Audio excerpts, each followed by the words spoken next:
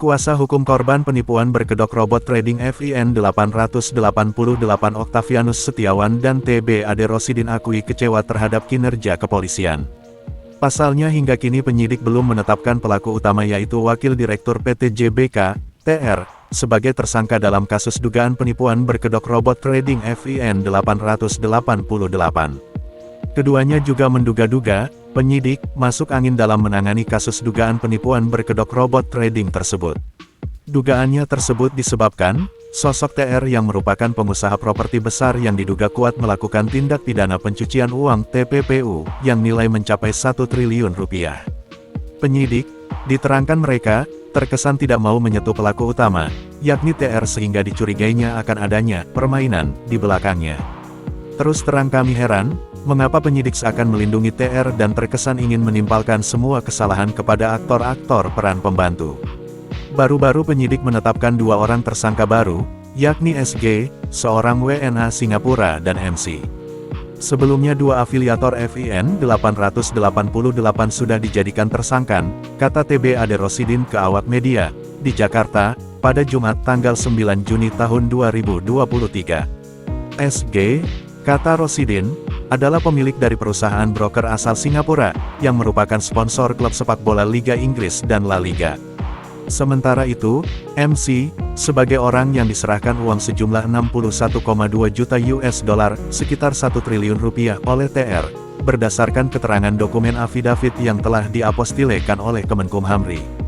Beberapa waktu lalu, untuk kesekian kalinya kami bersama para korban kembali menyambangi Subdit 5, Tipideksus Bareskrim Mabes Polri, untuk menanyakan perkembangan perkara terkait investasi bodong FIN 888, yang merugikan 800 korban dengan total kerugian lebih dari 170 miliar rupiah.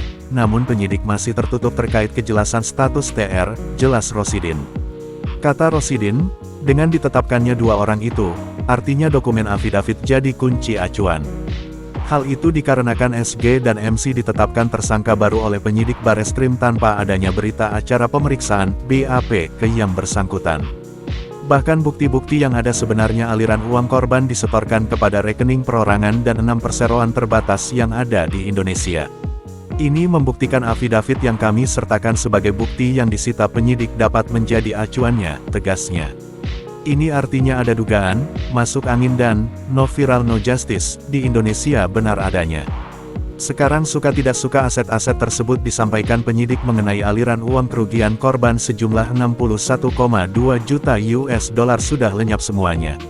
Ini menjadi aib penanganan kasus di Bareskrim Mabes Polri, di mana kasus FIN 888 menjadi satu-satunya kejahatan investasi bodong yang nihil aset sitaannya, kata Oktavianus. Kasus FIN 888 ini, kata Oktavianus sangat ironi. Selama ini masyarakat tahu betul, bagaimana mumpuninya para penyidik kepolisian dalam melacak aset hasil kejahatan.